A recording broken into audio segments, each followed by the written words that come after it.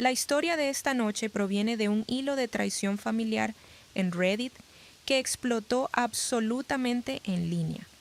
En menos de 48 horas, superó los 73,000 votos positivos, acumuló casi 9,000 comentarios y generó un debate incesante sobre si se trataba de una de las traiciones familiares más tristes jamás publicadas, o de uno de los momentos de justicia kármica más satisfactorios que Reddit ha visto en todo el año. Algunos lectores dijeron que los padres fueron víctimas de manipulación. Otros dijeron que dejaron de ser víctimas en el momento en que se negaron a verificar la verdad y eligieron la comodidad por encima de su propia hija. Y honestamente, una vez que escuches la historia completa, entenderás por qué la gente se emocionó tanto. Alicia Brennan pasó toda su vida siendo la niña callada en una familia que confiaba más en la confianza que en la verdad. Mientras que su hermano mayor Ryan podía controlar una habitación con encanto y seguridad, Alicia construyó su vida a través de la disciplina, el trabajo duro y la constancia. Se ganó su lugar en la Facultad de Medicina, pasó años de entrenamiento brutal y sacrificó todo para ayudar a un familiar enfermo durante una crisis médica. Pero una mentira de su hermano cambió el curso de su vida para siempre. Ryan convenció a sus padres de que Alicia había abandonado la escuela de medicina porque no podía soportar la presión. Y en lugar de verificar los hechos, en lugar de leer sus correos electrónicos, responder a sus llamadas o verificar un solo documento, sus padres eligieron creer la versión de su hija que se ajustaba a los temores que ya tenían sobre ella. Bloquearon su número. Le devolvió sus cartas sin abrir. Me perdí su graduación, su boda y toda una década de su vida. Durante 10 años, Alicia vivió como si ya no tuviera familia. Entonces, el destino hizo algo que ninguno de ellos pudo controlar. Una noche en Washington, D.C., su hermano fue llevado de urgencia a la sala de emergencias después de un grave accidente. El médico tratante asignado a su caso entró en la sala de emergencias con una bata blanca, llevando su historial médico y hablando con la tranquila autoridad de alguien que había pasado años ganándose su lugar en ese hospital. Y en el momento en que sus padres levantaron la vista y la reconocieron, toda la mentira sobre la que habían construido sus vidas comenzó a desmoronarse en tiempo real. Esto es lo que escribió el OP. Mi nombre es Alicia Brennan y tengo 34 años. Hace 10 años mi familia creyó la mentira de mi hermano, de que había dejado la escuela de medicina, y esa mentira fue suficiente para borrarme de sus vidas. Me cortaron, bloquearon mi número, dejaron de hacer preguntas y decidieron que ya conocían la verdad. No vinieron a mi graduación de residencia, no estuvieron en mi boda. Durante 10 años viví como si no tuviera padres, como si no tuviera un hogar al que regresar y como si no tuviera un lugar en la familia en la que nací. Luego, el mes pasado, mi hermano fue llevado de urgencia a la sala de emergencias en Washington, D.C., y el caso recayó en mi turno. Entró inestable. Mis padres entraron detrás de él y mi tío estaba con ellos. Cuando entré en esa sala con mi bata blanca, todo lo que habían creído durante una década ya comenzaba a quebrarse. Mi madre me miró como si hubiera visto un fantasma. Mi padre se veía confundido antes de volverse asustado. Mi tío miraba de mí a ellos como si finalmente estuviera comprendiendo algo que debió haber entendido años antes. Y estando allí con la ficha médica de mi hermano en la mano y mi familia mirándome como si no debiera haber existido, me di cuenta de que la verdad había elegido su propio momento. Antes de contarles lo que él dijo y lo que sucedió después de que me fui, dime, ¿qué hora es para ti ahora mismo y de dónde estás viendo esto? Tengo curiosidad por ver hasta dónde llegará esta historia. Para cuando me fui de Durham, la forma de mi familia ya había sido establecida. Mi padre, Daniel Brennan, creía en la certeza, en las respuestas claras, en la persona que hablaba primero y sonaba segura de sí misma. Y mi madre, Patricia Brennan, había pasado la mayor parte de su vida adulta suavizando cualquier filo que estuviera más cerca de ella, lo que usualmente significaba estar de acuerdo con la persona que hacía el menor ruido después de conseguir lo que quería. En nuestra casa esa persona era mi hermano Ryan Brennan. Él era 4 años mayor que yo fácil, con los extraños, relajado en cada habitación, el tipo de persona que podía convertir una conversación corta en una impresión que duraba toda la noche.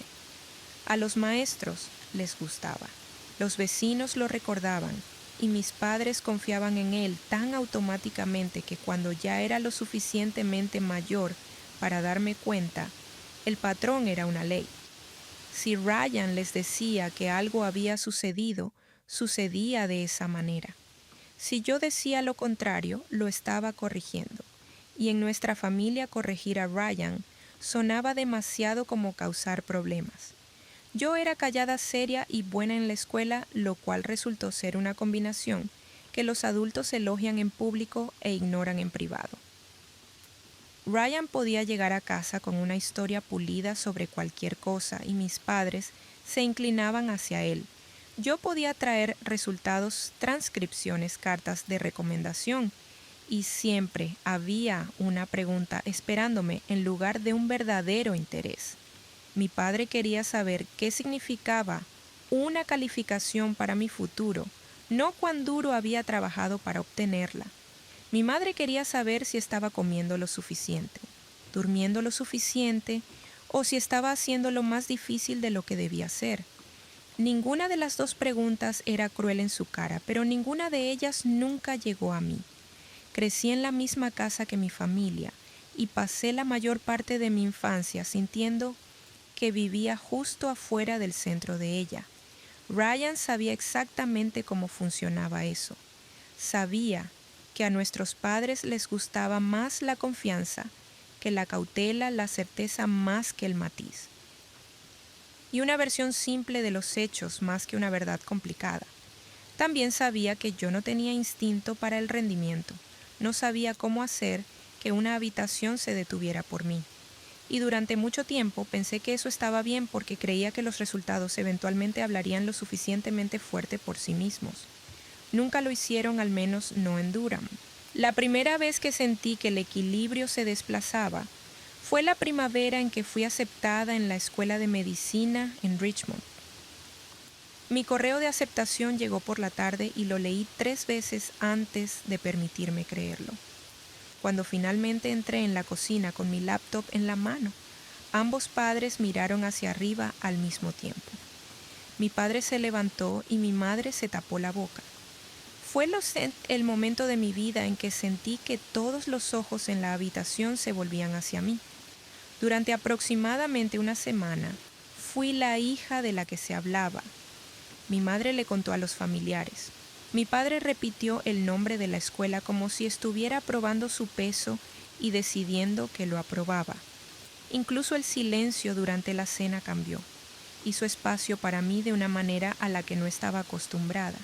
Y como no estaba acostumbrada a eso, noté quién lo odiaba primero. Ryan nunca discutió conmigo, nunca dijo nada amargo, nunca hizo algo lo suficientemente obvio como para llamarlo celos. Pero observé cómo se tensaba su expresión cuando nuestros padres me hacían preguntas que normalmente le habrían hecho a él. Sonrió de la manera en que la gente lo hace cuando ya están reorganizando la habitación en sus cabezas. Mi tío Mark era la única persona en la familia que parecía notar más de lo que decía. Él era el hermano mayor de mi madre, un contratista de las afueras de Durham práctico, sin sentimentalismos. Y una de las pocas personas que me hablaba como si no necesitara competir por un lugar en la mesa. No me halagaba y eso era parte de por qué confiaba en él. Si decía que había hecho algo bien, lo decía en serio. Cuando entré en la escuela de medicina, fue el primer familiar que me preguntó qué tipo de médico quería ser, en lugar de tratar la aceptación como si fuera la línea de meta. Mirando atrás, esa fue la temporada en la que todo comenzó a moverse bajo la superficie. Me fui de Durham creyendo que la distancia podría resolver lo que la cercanía nunca había logrado. Pensé que Richmond me daría espacio para convertirme en alguien a quien mi familia finalmente tendría que ver con claridad. Pensé que la parte difícil sería el trabajo, las horas, la deuda y la presión. Aún no entendía que lo más difícil que me esperaba no estaba en una sala de clases ni en un hospital. Todavía estaba en casa aprendiendo cómo sobrevivir al hecho de que, por primera vez en nuestras vidas, me estaba convirtiendo en alguien de quien Ryan no podía hablar fácilmente encima. Luego la vida se estrechó de golpe. Para mi segundo año en Richmond, la escuela de medicina dejó de sentirse como un desafío y comenzó a sentirse como el clima algo constante, agotador e imposible de discutir. Ya sabía cómo moverme durante los largos días, cómo memorizar lo que necesitaba memorizar, cómo mantener la calma en habitaciones donde todos estaban cansados y tratando de no mostrarlo. No estaba prosperando de una manera dramática, pero estaba haciendo lo que siempre había hecho mejor. Estaba estable. Esa estabilidad importó el verano en que mi tío Mark se enfermó. No ocurrió en un solo momento catastrófico. Comenzó con fatiga, luego dolor, que trató de ignorar, luego una serie de citas que se convirtieron en exploraciones, especialistas, disputas de facturación. Y uno de esos círculos viciosos médicos que pueden tragarse a una persona antes de que entiendan lo que está pasando. Vivía solo insistiendo aún en que estaba bien cuando no lo estaba. Mi madre me llamó después de una de sus visitas al hospital y por primera vez en años sentí como si alguien en mi familia me hablara, porque necesitaba lo que yo sabía. Conduje allí ese fin de semana, me senté con Mark a través del papeleo que nadie había organizado. Revisé las notas de los médicos y lo observé tratar de tomar decisiones prácticas mientras medio medicado y con dolor. El problema nunca fue solo su diagnóstico, era el lío que lo rodeaba. Retrasos de seguros, referencias que tardaron demasiado, registros, que no lo siguieron, facturas que llegaban antes de que se establecieran siquiera los planes de tratamiento. Y un hombre que había pasado su vida resolviendo problemas tangibles, de repente atrapado en un sistema que requería paciencia que no tenía y energía que no podía gastar. Comencé a ayudar porque alguien tenía que hacerlo. Luego seguí ayudando porque una vez que entendí lo desorganizado que estaba todo irme, habría sido como abandonarlo. Hablé con un consejero en Richmond, luego con la oficina de asuntos estudiantiles, y expliqué exactamente lo que estaba pasando. Aprobaban una baja formal. Mi posición en el programa estaba protegida. Mi lugar era mantenido y cada parte estaba documentada. Recuerdo el alivio de ver esa aprobación por escrito. No fue una derrota, no fue que me desmoronara. Fue una pausa con un propósito, una hecha a través de los canales que se suponía debía usar. Aún creía en ese punto que el papeleo hablaría por mí. Se lo conté a Ryan porque pensé que mantenerlo informado era lo maduro. Sonaba casi pensativo por teléfono. Hizo las preguntas correctas, las que hacían parecer que estaba siguiendo los detalles en lugar de recolectarlos. ¿Cuánto duraría la baja si la escuela había aprobado si estaba segura de que podría regresar sin perder impulso? Respondí todo claramente porque no había nada que ocultar. Mi tío Mark estaba enfermo, tenía la aprobación y regresaría cuando su situación se estabilizara. 3 días después, mi padre llamó después de las 10 de la noche. No preguntó cómo estaba Mark. Fue directo a la acusación con la fuerza de alguien que pensaba que lo habían hecho quedar como un tonto. Dijo que Ryan les había dicho que había dejado la escuela de medicina, que me había ido, porque no podía manejarlo, y que ayudar a Mark era solo algo que estaba utilizando para cubrir la verdad. Traté de explicar la baja en un solo suspiro, luego otro, pero la llamada había comenzado demasiado tarde.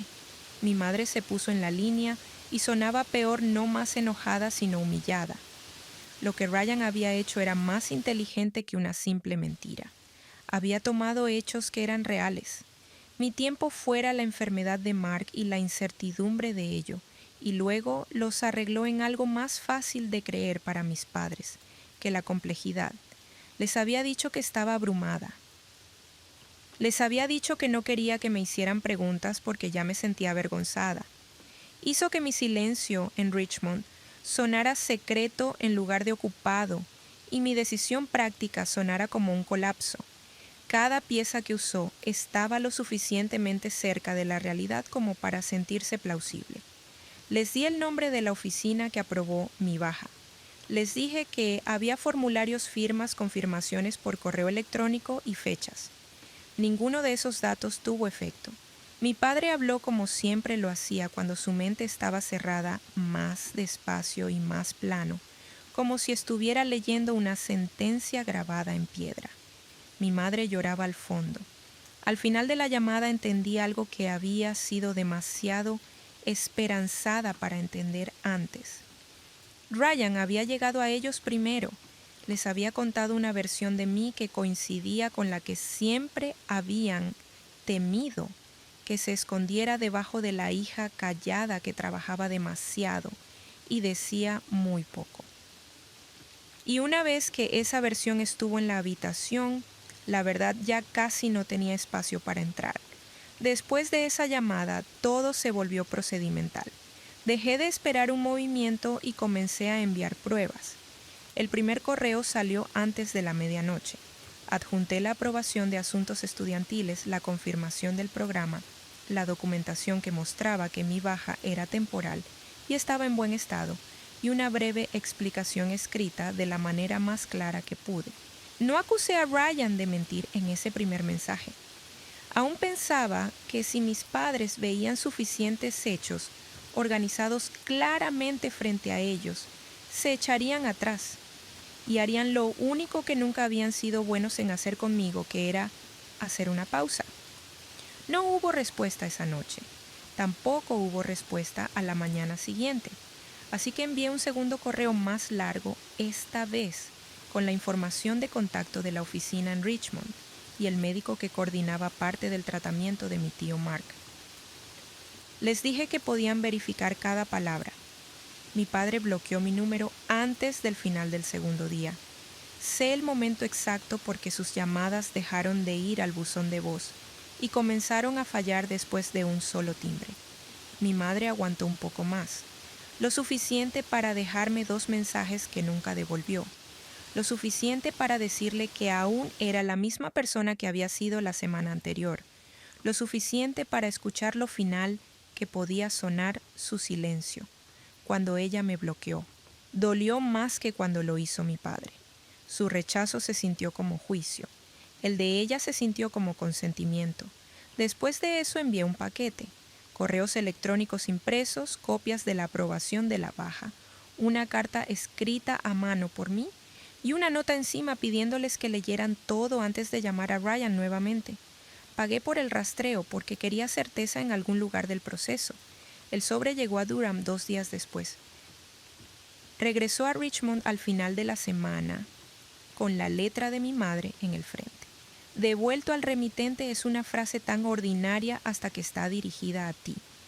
Estuve de pie en el vestíbulo sosteniendo ese sobre y entendí que ya no estaba discutiendo con un malentendido. Estaba de pie fuera de una decisión. Le pedí a mi tío Mark que hablara con ellos de todos modos. Lo hizo. Llamó primero a mi padre, luego a mi madre, luego intentó de nuevo esa noche. Me dijo después que mi padre había escuchado lo suficiente para sentirse ofendido. No porque los hechos fueran débiles, sino porque los hechos llegando a través de otra persona lo hicieron sentirse corregido, y mi padre perdonaría casi cualquier cosa antes de perdonar sentirse equivocado. Mi madre dijo muy poco.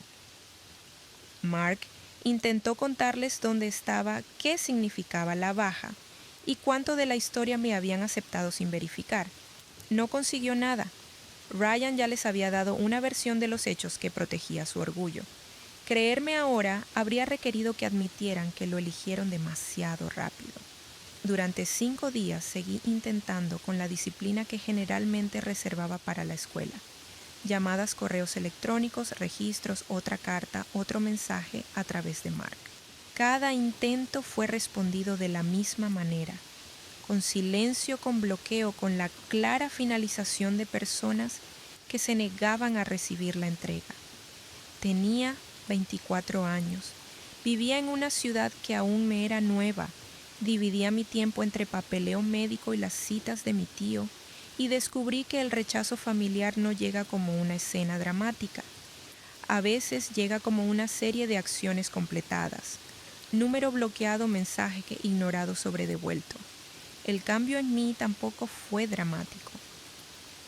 No me hice un discurso sobre la independencia.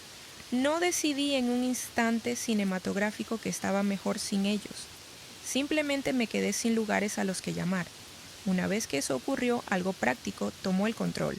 El tío Mark todavía necesitaba que lo llevaran a citas segundas opiniones y ayuda para entender el lenguaje financiero alrededor de su tratamiento. Mi baja todavía tenía una fecha de finalización. Mi programa seguía existiendo, creyeran mis padres en él o no. Así que me levanté a la mañana siguiente y seguí adelante. Llevé a Mark a las citas. Me senté junto a él durante las consultas. Discutí con las oficinas de facturación y aprendí lo rápido que la vida adulta puede despojarte del sentimiento cuando hay demasiado que llevar.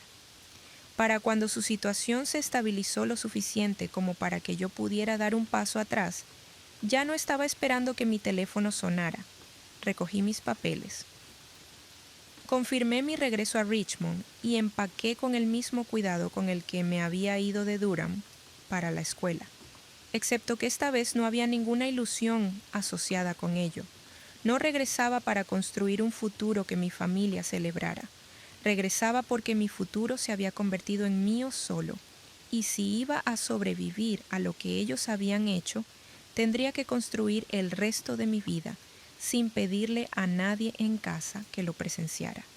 De vuelta en Richmond, aprendí lo mucho más fácil que es sobrevivir a la pérdida, cuando tu horario no deja espacio para estudiarla. Regresé al programa, cumplí con todos los requisitos que se me presentaron y mantuve la cabeza baja con el tipo de enfoque que se ve tranquilo desde afuera y se siente como fuerza desde adentro. Dejé de revisar los números familiares. Dejé de imaginar disculpas. Puse mi energía en rotaciones exámenes, turnos nocturnos y la disciplina de convertirme en alguien cuya vida no podía ser deshecha por una mentira dicha en otro estado. Terminé la escuela de medicina sin ayuda de Durham y sin la ilusión de que allí esperara apoyo, si alguna vez lo necesitaba. La residencia fue más difícil, más limpia, y de alguna manera extraña, más amable. La formación despojó a todos de lo que realmente podían hacer. Y en ese ambiente finalmente entendí algo que me había llevado años a aprender. La competencia llega a las personas de maneras en que la personalidad a veces no lo hace. Puedes ser pasado por alto en una mesa familiar durante la mitad de tu vida, y aún así volverte imposible de ignorar en un hospital si sabes lo que estás haciendo bajo presión. Esa lección se asentó durante mi primer año de residencia y se quedó conmigo durante cada servicio después de eso. Me quedé en Virginia para la residencia y eventualmente me mudé a una especialidad en medicina de emergencia bajo la dirección de la doctora Naomi Ellis. Ella era directa, sin sentimentalismos y alérgica a la autocompasión. Notaba todo, incluyendo las cosas que prefería mantener privadas. Nunca me pidió mi historia de una vez. Simplemente me empujó hacia la versión de mí misma que no necesitaba permiso para pertenecer a la habitación. Conocí a Ethan Cole durante mi tercer año de residencia a través de un amigo en común que pensaba que ambos éramos demasiado serios para las charlas triviales y por lo tanto nos entenderíamos. Él era abogado de políticas en ese entonces lo suficientemente seco como para ser gracioso, sin intentarlo, y paciente de una manera que no sabía cómo confiar. Escuchaba más de lo que hablaba, lo que significaba que terminé contándole más de lo que había planeado. No todo de una vez y nunca de manera dramática, pero lo suficiente para que entendiera que mi familia no estaba ausente por distancia. Estaban ausentes porque habían elegido una versión falsa de mí y se habían quedado allí durante años. Ethan no me dijo que los perdonara, simplemente trató los hechos de mi vida como hechos y me dejó ver lo diferente que eso se sentía. Mi graduación de residencia llegó una tarde con sillas plegables y cámaras elevadas. La doctora Ellis estuvo allí. Ethan estuvo allí. El tío Mark vino desde Carolina del Norte con una camisa planchada que le quedaba mal y se veía mejor en él por eso. Mis padres no estuvieron allí. Ryan no estuvo allí. Esa parte no me sorprendió, pero aún así marcó el día. La ausencia tiene forma. Se muestra en las fotografías en quién está parado al borde del encuadre, en cuyas manos están vacías después de la ceremonia. Me dejé sentir eso por una noche. Luego volví al trabajo a la mañana siguiente. Me casé con Ethan 2 años después en una pequeña ceremonia justo fuera de Richmond antes de mudarnos al norte juntos. El tío Mark me acompañó por el pasillo firme y sin vergüenza como si hubiera decidido mucho antes que ningún rol vacío en mi vida se quedaría vacío si él podía evitarlo. La doctora Ellis vino con un regalo lo suficientemente práctico como para hacerme reír. Mis padres no llamaron, no enviaron una tarjeta. Ryan ya había explicado mi ausencia de la familia tantas veces para ese entonces que ya no necesitaba nuevos detalles. Según él, yo era la que había cortado lazos, la que pensaba que era demasiado buena para Durham, la que eligió la ambición sobre la familia. Solo me enteré más tarde de lo activamente que había protegido esa historia. Tessa Monroe, quien había trabajado en administración académica antes de mudarse a la acreditación, se reconectó conmigo a través de un contacto en el hospital en Washington. Mientras tomábamos café, mencionó a un hombre de Carolina del Norte que había llamado años antes haciendo preguntas cargadas sobre mi estado mi baja y si alguna vez había habido preocupaciones sobre mi profesionalismo. Ella lo registró como una consulta inapropiada y la desechó. Para cuando me lo contó, ya no necesitaba pruebas de que Ryan seguía trabajando entre bastidores. Solo necesitaba que el patrón tuviera sentido. Para ese entonces yo estaba en Washington, D.C., trabajando como médica adjunta en medicina de urgencias, viviendo en una ciudad donde nadie conocía la vieja versión de mí que mi familia había aceptado tan fácilmente. Mi nombre estaba en una placa de oficina, en los registros de pacientes y en los horarios hechos con semanas de antelación. Tenía un matrimonio que era real, una carrera que me gané y una vida que no se doblaba alrededor de nadie en Durham. Años después, la verdad volvió a mí en un turno nocturno en Washington. De esos turnos que no deberían volverse personales hasta que ya lo han hecho. El tablero estaba lleno, la sala de espera estaba congestionada y el ritmo de la sala de emergencia se había convertido en ese paso duro y enfocado donde nadie desperdicia palabras.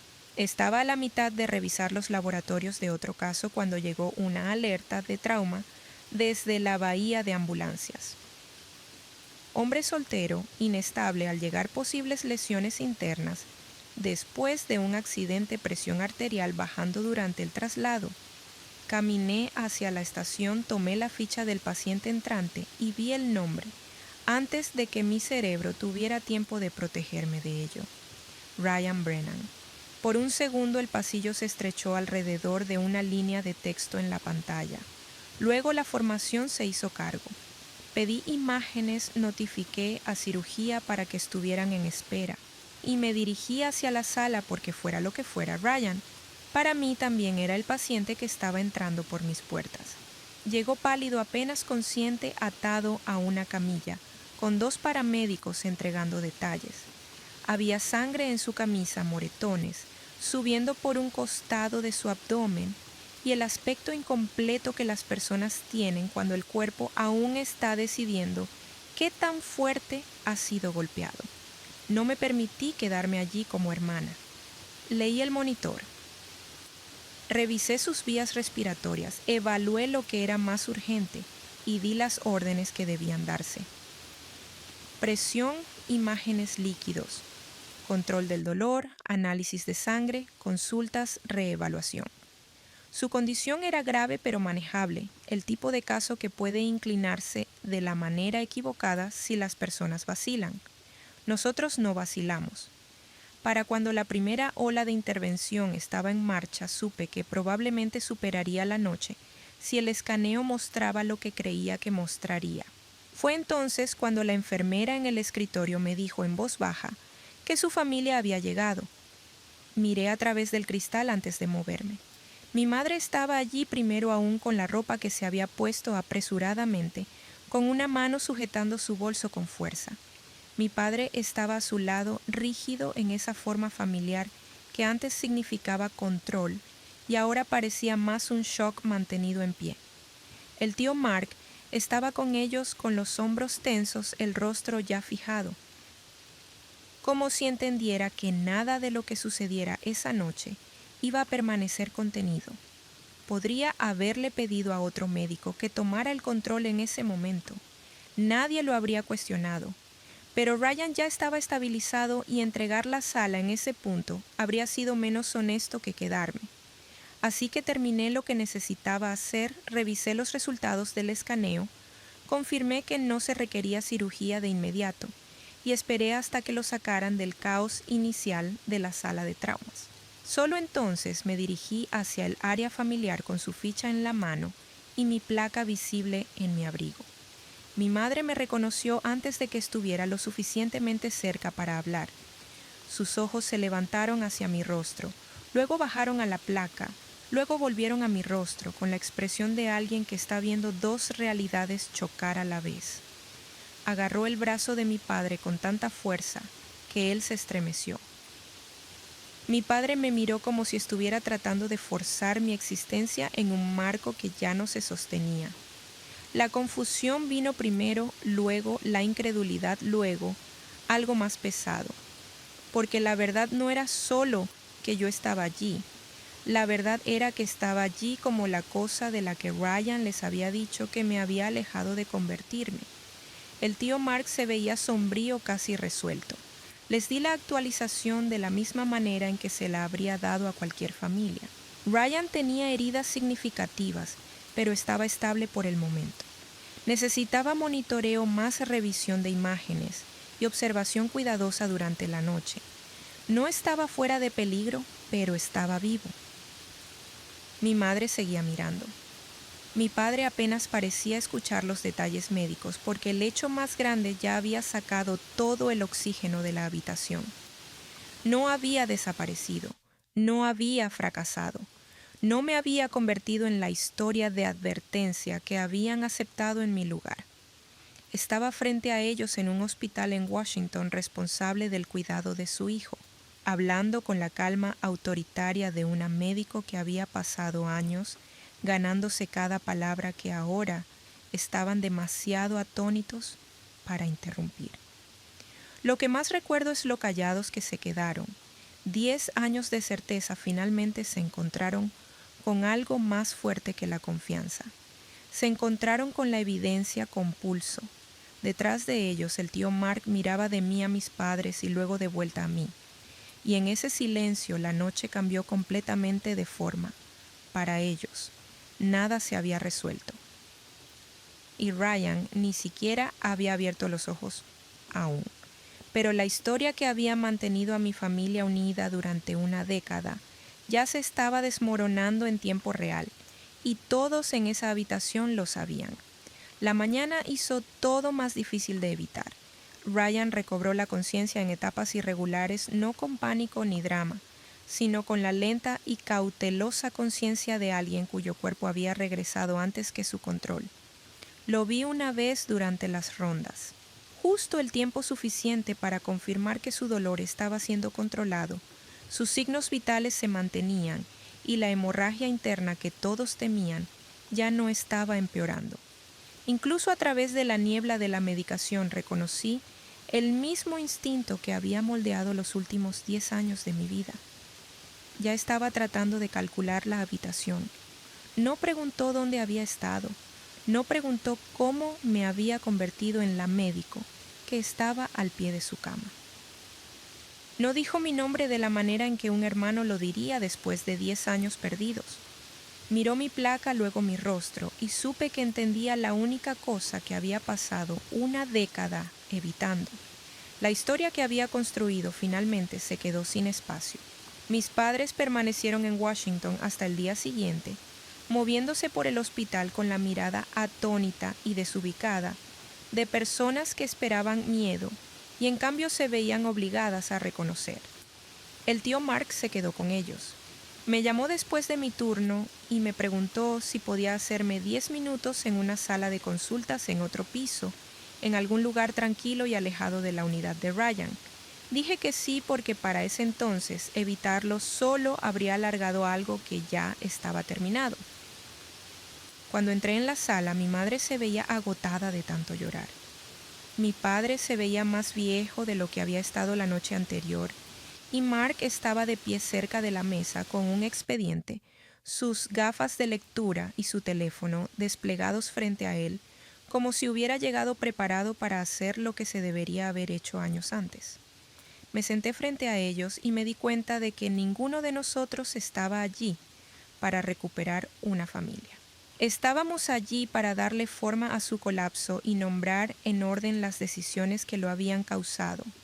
Lo que siguió no fue explosivo. Nadie gritó. Nadie lo necesitaba. Fue ordenado, factual y casi clínico, lo que lo hizo peor. Mark comenzó con las cosas que había enviado en esos primeros días después de que Ryan mintiera. Sacó los correos electrónicos en los que lo había copiado, incluida la baja aprobada, la confirmación de mi programa y la información de contacto de las personas que mis padres podrían haber llamado si hubieran querido verificar algo. Les mostró las marcas de tiempo, les mostró las fechas, les mostró la fotografía del sobre que mi madre había devuelto sin abrir y los mensajes que había enviado después, tratando de decirles que todavía estaba matriculada, que seguía adelante, que seguía exactamente donde les había dicho que estaba. Luego añadió lo que había guardado de los meses en los que lo ayudaba con su tratamiento, los registros de citas, las notificaciones de facturación, los recibos de transporte, las notas de los especialistas. Lo había llevado a ver suficientes detalles pequeños para probar lo que siempre había sido cierto, que mientras Ryan les decía que había dejado la escuela de medicina, yo estaba en salas de espera con Mark, en citas con Mark, al teléfono con oficinas tratando de desenredar su atención médica. La mentira siempre había sido imposible. Solo necesitaba personas dispuestas a verificar. Mi padre no interrumpió ni una sola vez. Mi madre miraba la mesa como si no pudiera soportar que la evidencia estuviera unida a su propia memoria. Mark no fue cruel, pero ya había terminado de ser amable. Dijo lo que nadie los había hecho enfrentar antes. Ryan mintió sí, pero ellos hicieron que la mentira fuera duradera. Me bloquearon. Desestimaron las pruebas, devolvieron el correo y eligieron al hijo que hacía que el mundo fuera más fácil de entender para ellos. No fueron engañados durante 10 años. Participaron. Tessa Monroe confirmó el resto esa misma tarde. No vino en persona porque no lo necesitaba. Mark le había preguntado si estaría dispuesta a ponerlo por escrito y envió un mensaje lo suficientemente detallado como para eliminar cualquier último lugar en el que Ryan pudiera haberse escondido. Años antes había contactado varias veces con oficinas administrativas bajo pretextos débiles, haciendo preguntas destinadas a sacar algo perjudicial sobre mi estatus o mi posición profesional. No encontró nada porque no había nada que encontrar, pero el intento en sí mismo importaba. Significaba que no solo había contado una mentira en un momento de celos y se había ido, la había mantenido, la había comprobado, había ido a buscar grietas que esperaba que estuvieran allí. Una vez que eso se añadió al montón, algo en la habitación cedió. Mi padre se recostó y se cubrió la boca con una mano, no porque intentara retener una emoción, sino porque ya no quedaba nada que pudiera decir que no sonara patético frente al peso de lo que había ignorado. Mi madre lloró en silencio como lo hacen las personas cuando entienden demasiado tarde que el dolor no es reparación. Ryan fue dado de alta varios días después, adolorido, disminuido y lo suficientemente vivo como para retomar la responsabilidad sobre sí mismo. Mis padres querían hablar fuera del hospital, lejos del personal, en habitaciones que olían a antiséptico y consecuencias. Así que acepté encontrarlos una vez después de mi turno porque quería que quedara algo claro entre nosotros, lo suficientemente claro como para que no pudiera ser reescrito más tarde. Mi madre se disculpó primero. Mi padre se disculpó después de ella en el lenguaje directo y dañado de un hombre que había pasado la mayor parte de su vida evitando disculpas y había esperado hasta que ya no servía de nada intentar. Ryan no vino. Si eso fue por orgullo, vergüenza o estrategia, ya no me interesaba. Escuché porque el silencio era más fácil que la ira para ese entonces. Y cuando terminaron, les dije la única verdad que importaba. Ahora 10 años no son un malentendido. 10 años son un patrón hecho de decisiones. No me habían perdido por un error, una mala llamada telefónica o una noche emocional. Me habían entregado repetidamente.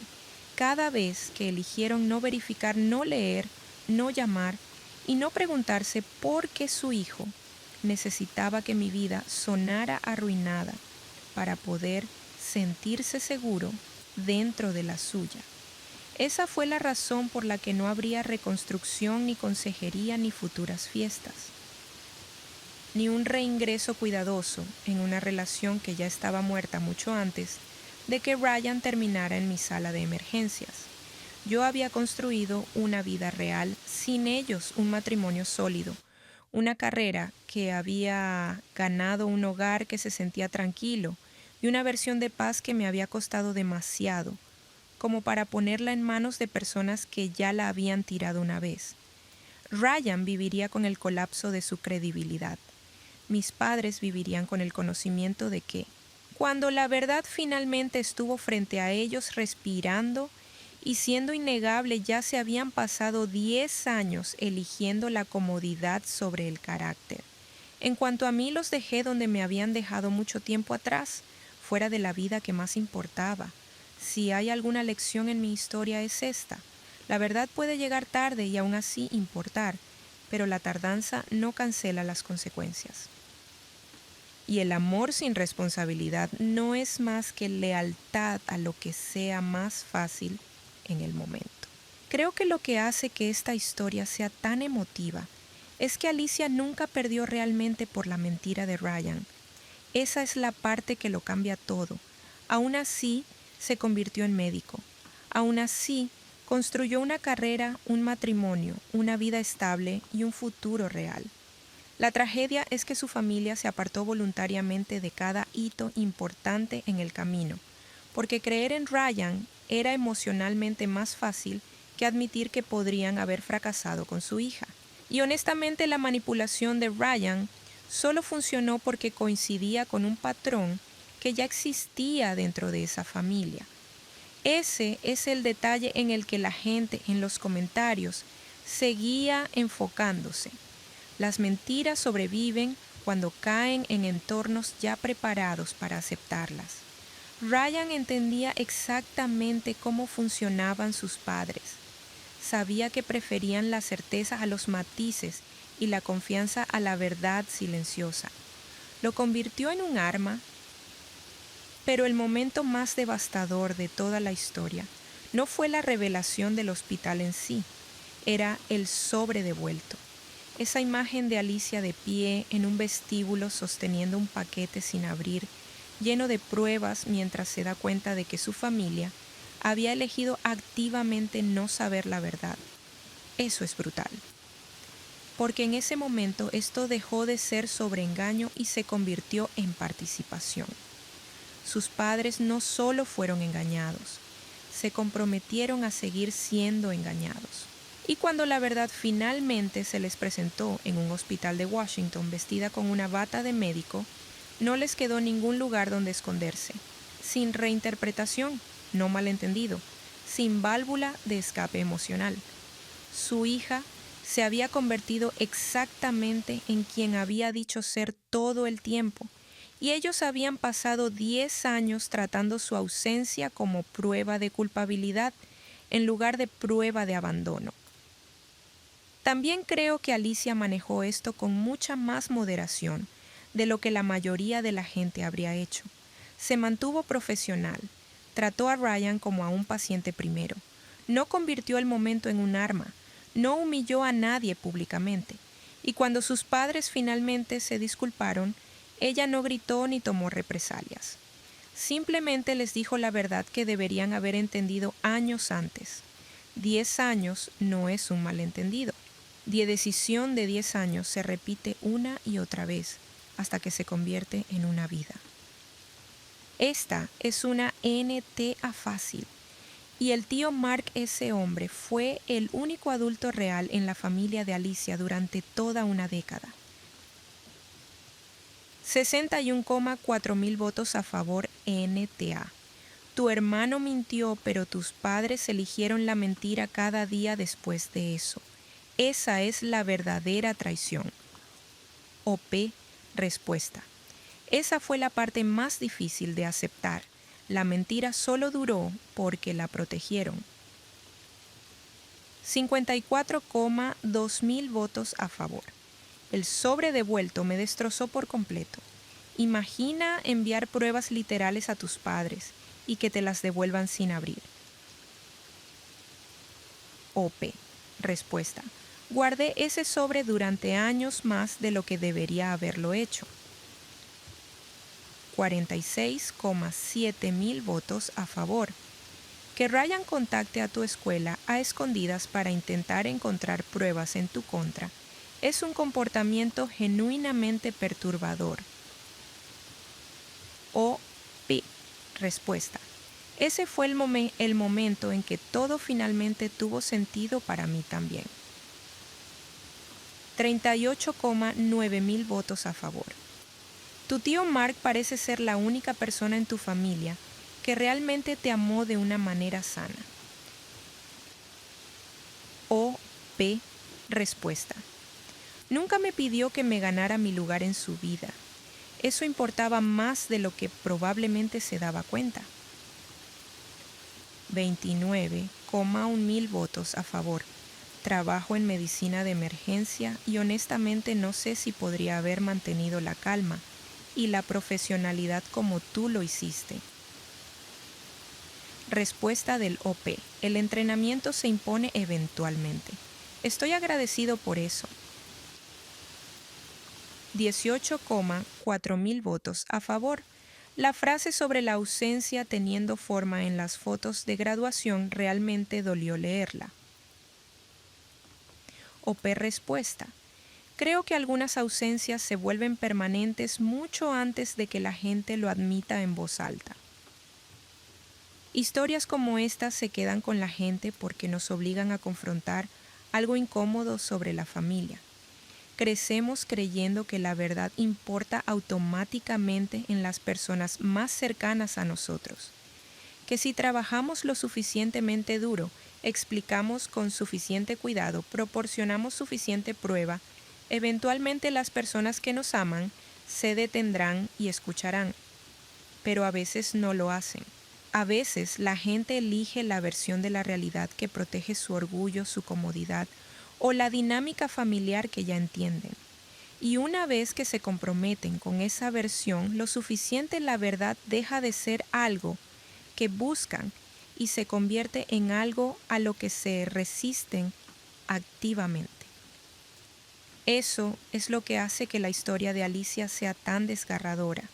No perdió a su familia en un momento explosivo, los perdió a través de 1000 pequeñas decisiones, de no verificar, no hacer preguntas, no abrir cartas, no reconsiderar.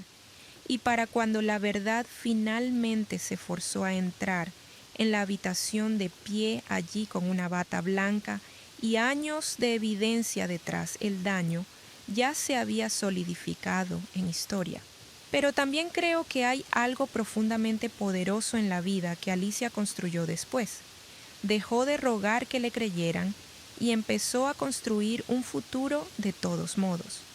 Y eventualmente ese futuro se volvió innegable. Si estuvieras en la posición de Alicia, ¿podrías perdonar a tus padres después de 10 años? ¿Les habrías dado otra oportunidad o te habrías marchado de la misma manera que ella? Avísame en los comentarios de abajo. Y si esta historia te quedó grabada, no olvides darle me gusta, suscribirte y activar las notificaciones para más dramas familiares de Reddit, historias de traición y narrativas de venganza de la vida real como esta.